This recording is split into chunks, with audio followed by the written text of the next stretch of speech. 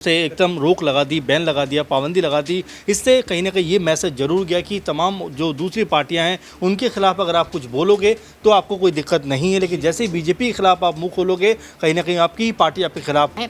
लेकिन मायावती ये नहीं चाहती थी कि लोकसभा चुनाव के मद्देनजर आकाश आनंद ऐसे बयान देते हुए नजर आए जिससे पार्टी पर ही असर पड़ता हुआ नजर आए। बेशक आप देखेंगे कि कई पार्टियां मौजूद नजर आती हैं, कई बयान देती हैं, विवाद बोला कि उन्होंने उन शब्दों को गलत लिख दिया, लेकिन एक राजनेता के लिए इस बात का ध्यान रखना होता है कि हम जनता के सामने जब अपना भाषण दे रहे होते हैं तो हम किन शब्दों का इस्तेमाल। नमस्कार, मैं हूं अक्षय अग्रवाल और स्वागत है सभी का SPN 9 न्यूज में। मंगलवार को उत्तर प्रदेश की 4 बार की मुख्यमंत्री रही और बसपा सुप्रीमो मायावती ट्वीट करके एक जानकारी साझा करती है और वो ऐसी जानकारी होती है जिससे प्रदेश के सियासी गलियारों में हलचल बढ़ जाती है।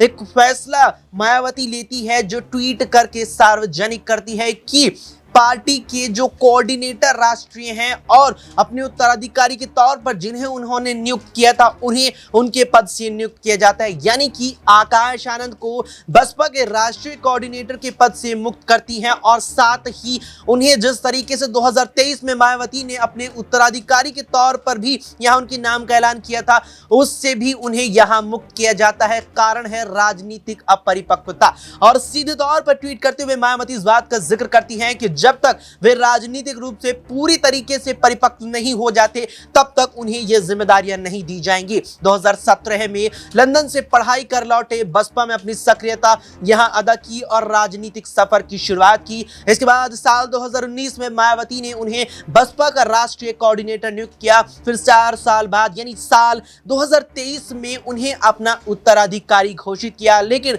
2024 आम चुनावों के बीच ये फैसला उन्हें लेकर वे सुना देती है, जिसका कारण था सीधे तौर पर आकाश आनंद के बयान, आकाश आनंद के विवादित बोल, जिन्हें लेकर लगातार कहा जाता रहा कि आकाश आनंद महज बयानों के नेता हैं और इसी में सिमट करके रह जाएंगे। लेकिन जो फैसला मायावती ने लिया उसके बाद उस पर तमाम तरीके से कई लोगों की प्रतिक्रिया देखने को मिली। सपा प्रमुख अखिलेश यादव ने भी इस पर अपनी प्रतिक्रिया जाहिर की और कहीं ना कहीं आकाश आनंद का समर्थन करते हुए नजर आए। कहते दिखे कि जो फैसला बसपा सुप्रीमो मायावती ने लिया है वो बीजेपी से डर कर लिया है। आम आदमी पार्टी के राज्यसभा सांसद संजय सिंह भी इस बात का जिक्र करते दिखे कि बीजेपी से डरकर मायावती ने अपने ही भतीजे के खिलाफ ऐसा सख्त फैसला लिया है।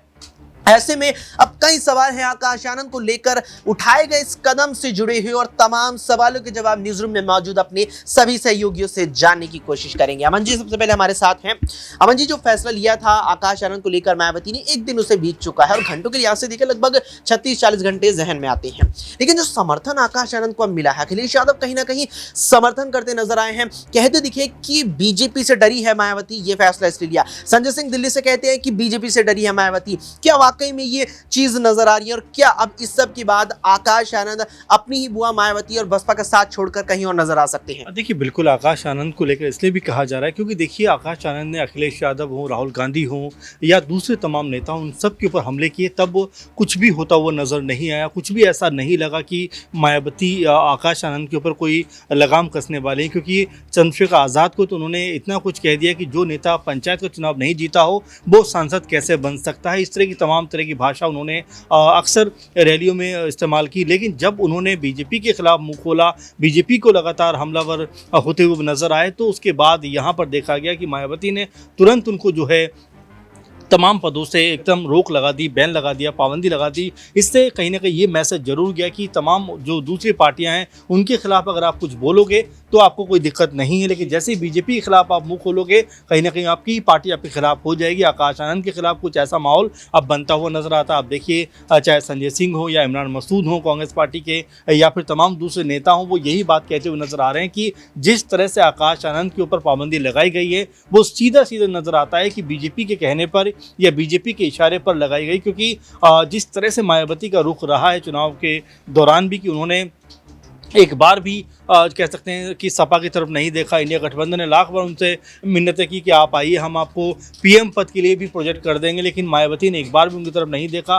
तो कई सभी लोग ये बात कहते हुए नजर आए कि जब जनाधार मायावती का घट रहा है तो आखिर उस आधार पर कैसे वो अकेले चुनाव में जा सकती हैं, जबकि कोई एक भी सीट उनके हिस्से में आती हुई नजर नहीं आ रही। 2022 में आपने देखा कि विधानसभा चुनाव में एक सीट उनको मिलती है। तो ये समझ में आता है कि अब जो कह सकते हैं कि मायावती का जनाधार था वो लगभग उनसे घटता हुआ दिखाई पड़ता है, लेकिन उसके बावजूद भी आकाश आनंद को एक तरीके से पाबंदी लगाना, आकाश आनंद पर बैन लगाना किसी को भी, जो खासकर पॉलिटिकल लोग हैं, उनके गले नहीं उतर रहा है। क्योंकि आकाश आनंद ने मंचों से खड़े होकर जिस तरह की भाषा शैली का प्रयोग किया, ऐसी भाषा शैली, हालांकि उस पर आपत्ति दर्ज की जा सकती है और ज़रूर उस पर जो है कार्रवाई होनी चाहिए, लेकिन एकदम से इस तरह से मायावती की तरफ से कार्रवाई करना अपने आप में ये बताता है कि क्या वो बीजेपी के दबाव में है या फिर वाकई मायावती जो है एक साफ सुथरी राजनीति चाहती हैं, इस तरह की बयानबाजी नहीं चाहती हैं। एक साफ सुथरी राजनीति मायावती चाहती है, जिसके चलते अपने ही भतीजे के खिलाफ ये सख्त यहाँ पर फैसला उन्होंने सुनाया। लेकिन कहीं ना कहीं ये बात भी सुर्खियों में रही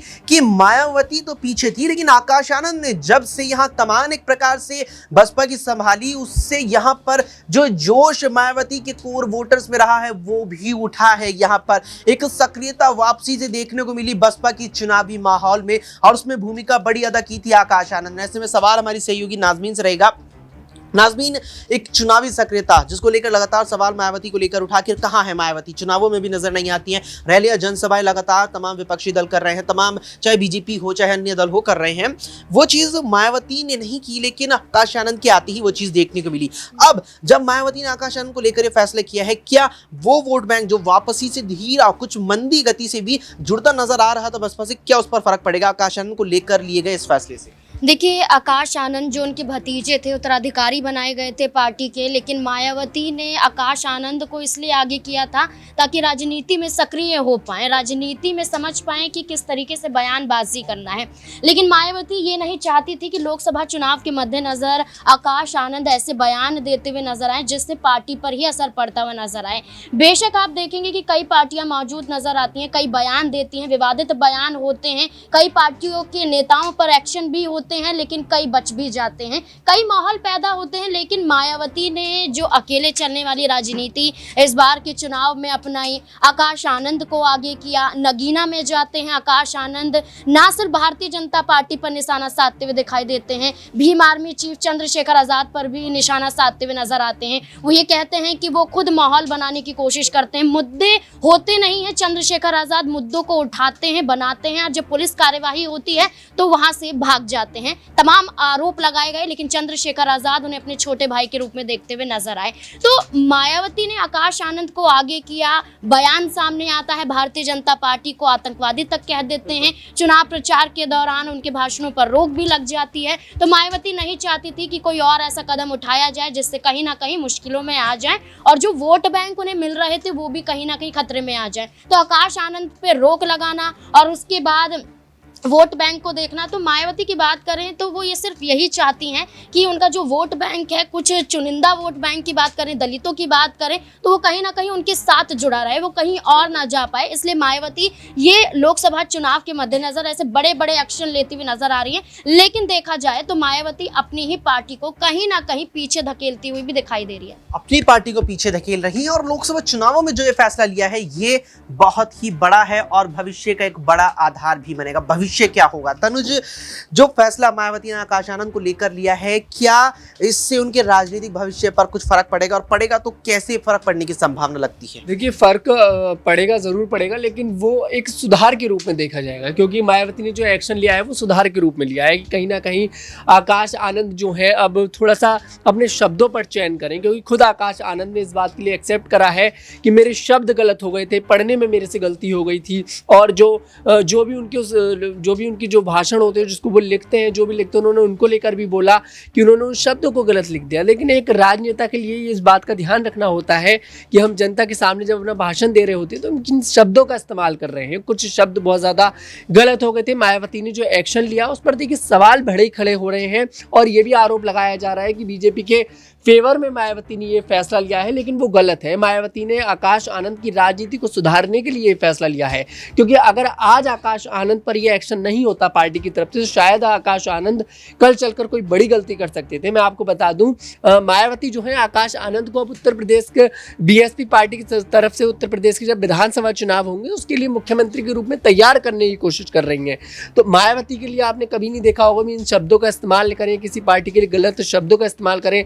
हालांकि देखिए कई पार्टियां जो उनके साथ गठबंधन में भी रही हैं, हाल ही में आपने देखा होगा समाजवादी पार्टी में शिवपाल यादव उनके लिए अब शब्दों का इस्तेमाल करते हैं, और उसके बाद भी मायावती देखिए ज़्यादा उसमें कुछ वो नहीं करती है। एक एफआईआर दर्ज बीएसपी पार्टी की तरफ से करा दी जाती है, तो कहीं ना कहीं मायावती कुछ गलत शब्दों का इस्तेमाल नहीं करती हैं, लेकिन अगर उनका उत्तराधिकारी कोऑर्डिनेटर पार्टी के इन शब्दों का इस्तेमाल करेंगे तो पार्टी की इमेज खराब होगी। अपनी पार्टी की इमेज को बचाने के लिए और ये जाहिर करने के लिए दलित लोगों के लिए, जनता के लिए कि हम अगर हमारे परिवार से कोई गलती करेगा तो हम उसके खिलाफ भी जरूर एक्शन लेंगे, तो मुझे उनके फैसला काफी अच्छा दिखाई दिया। फैसला काफी अच्छा दिखाई दिया, क्योंकि मायावती ने जो फैसला लिया है वो कहीं ना कहीं ये भी दर्शाता है कि पार्टी की छवि नकारात्मक जनता के मन में ना बने, और खास तौर पर बीच चुनावों में उससे बचाव करने के लिए मायावती ने यह फैसला लिया है। और यह भी चीज देखने वाली रही है कि परिवार के ही सदस्य आकाश आनंद है, बावजूद उसके तुरंत उन पर इस प्रकार का एक्शन भी देखने को मिला। लेकिन अब इससे आगे क्या संभावना है कि आकाश आनंद बसपा के साथ यूं ही बने रहेंगे परिवार के ही